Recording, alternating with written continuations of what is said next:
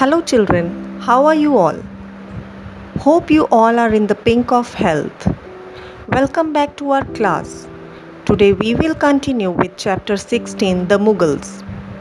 In our previous class, we learnt about one of the beautiful wonders of the world, the Taj Mahal. Today we will learn about the Mughal rulers who ruled over India for about 200 years. Let's get started with the chapter from your book.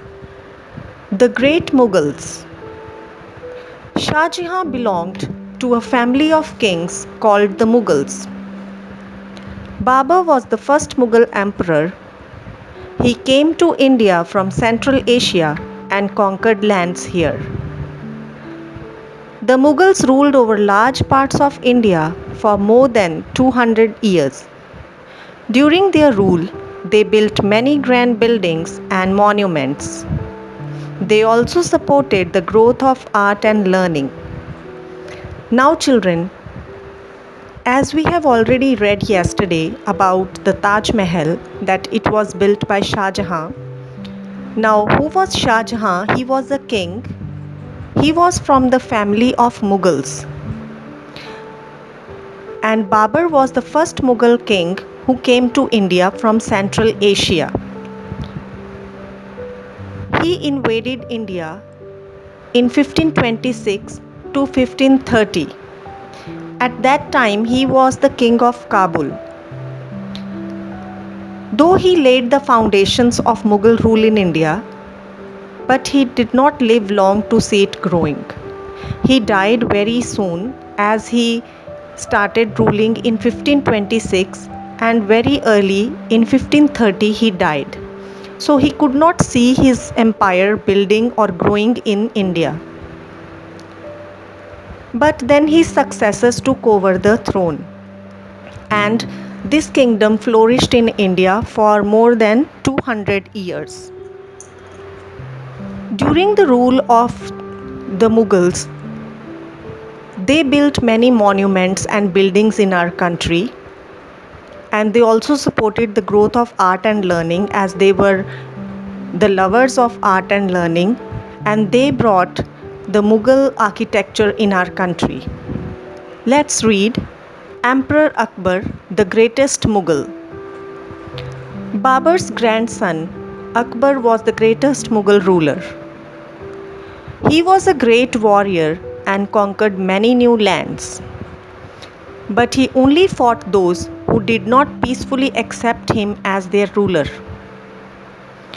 Now, Akbar is well known to all of us. He is the greatest Mughal emperor. He was very much famous among the people. He was very kind ruler. Akbar was a great warrior and he won many lands in our country. This word conqueror means winning.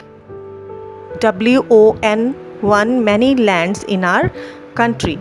But he did not simply fight the battles, but he only fought with those rulers who did not peacefully accept him as his ruler, as their ruler, who did not peacefully accept him as their rulers.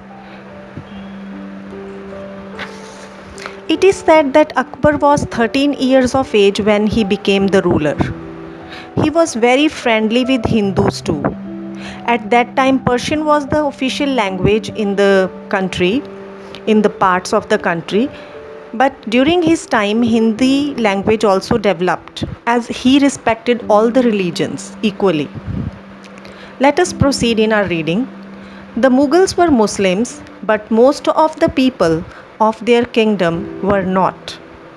Akbar allowed his people to follow their own religion and treated people of all religions equally.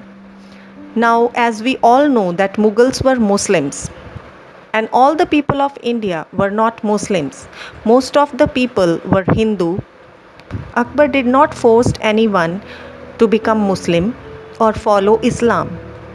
He allowed his people to follow their own religion and he treated all the people of all the religions equally. So he was very much liked by the people.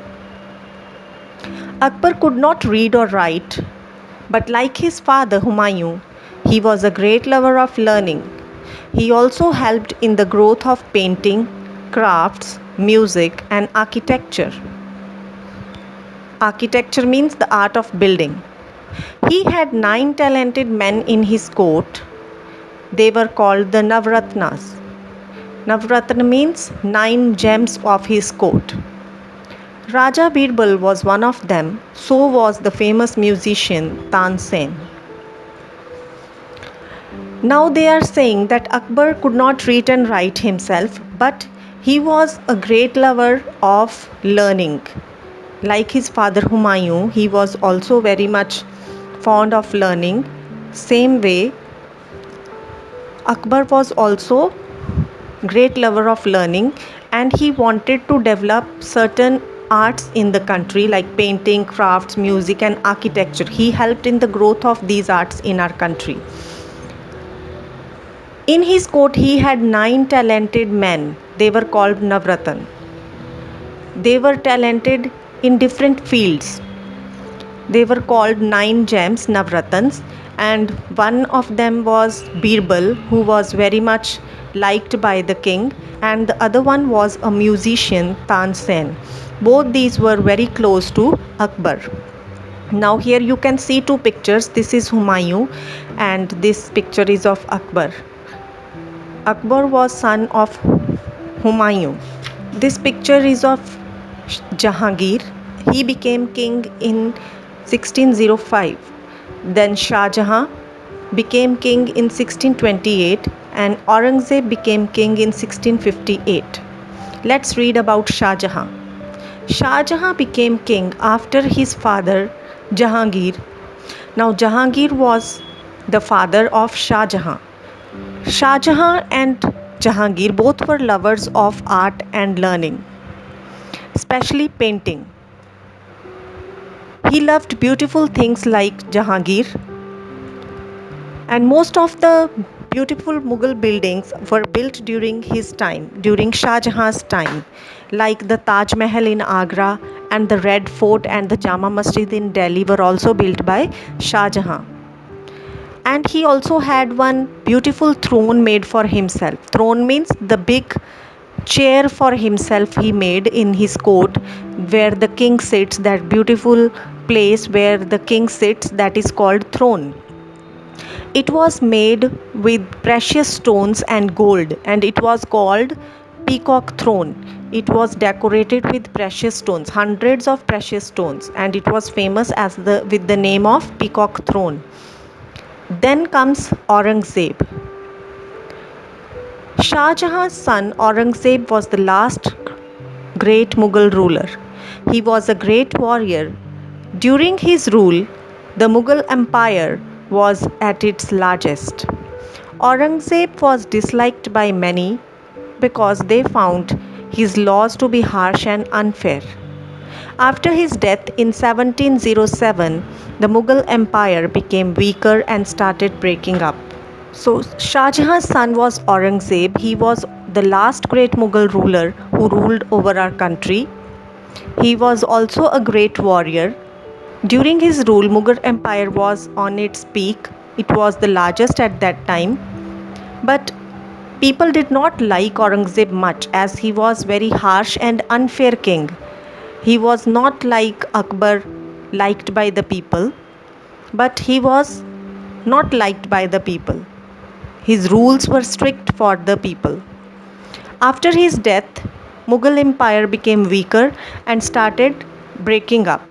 The downfall of the Mughal Empire started after his death in 1707. The Mughals brought large parts of India under their rule.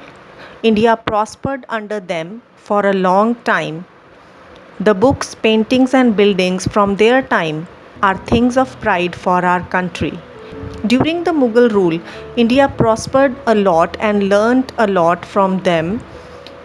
The books written in their time, the buildings and the paintings of their time, they are a thing of pride for our country. They add to the beauty of our country. The monuments which they built are till now known worldwide and they are visited by thousands of people every year. And you can see these two buildings here. Buland Darwaza.